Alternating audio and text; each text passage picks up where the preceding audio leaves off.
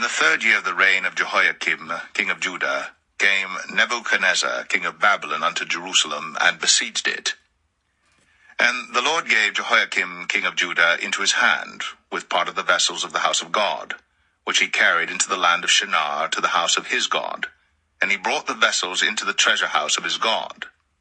And the king spake unto Ashpenaz, the master of his eunuchs, that he should bring certain of the children of Israel, and of the king's seed, and of the princes, children in whom was no blemish, but well-favored, and skillful in all wisdom, and cunning in knowledge, and understanding science, and such as had ability in them to stand in the king's palace, and whom they might teach the learning and the tongue of the Chaldeans.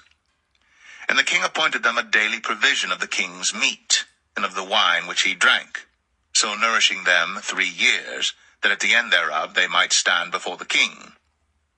Now among these were of the children of Judah, Daniel, Hananiah, Mishael, and Azariah, unto whom the prince of the eunuchs gave names. For he gave unto Daniel the name of Belteshazzar, and to Hananiah of Shadrach, and to Mishael of Meshach, and to Azariah of Abednego. But Daniel purposed in his heart that he would not defile himself with the portion of the king's meat, nor with the wine which he drank. Therefore he requested of the prince of the eunuchs that he might not defile himself.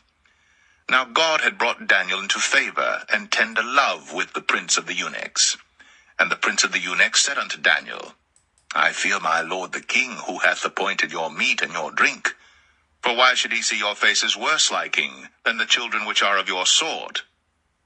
Then shall ye make me endanger my head to the king.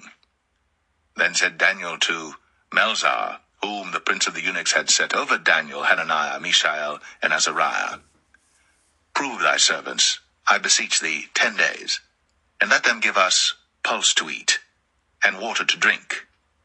Then let our countenances be looked upon before thee, and the countenance of the children that eat of the portion of the king's meat, and as thou seest, deal with thy servants. So he consented to them in this matter, and proved to them 10 days. And at the end of 10 days, their countenances appeared fairer and fatter in flesh than all the children which did eat the portion of the king's meat. Thus Melzar took away the portion of their meat and the wine that they should drink, and gave them pulse.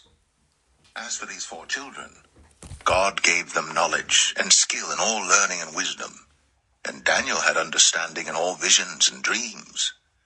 Now at the end of the days that the king had said he should bring them in, then the prince of the eunuchs brought them in before Nebuchadnezzar.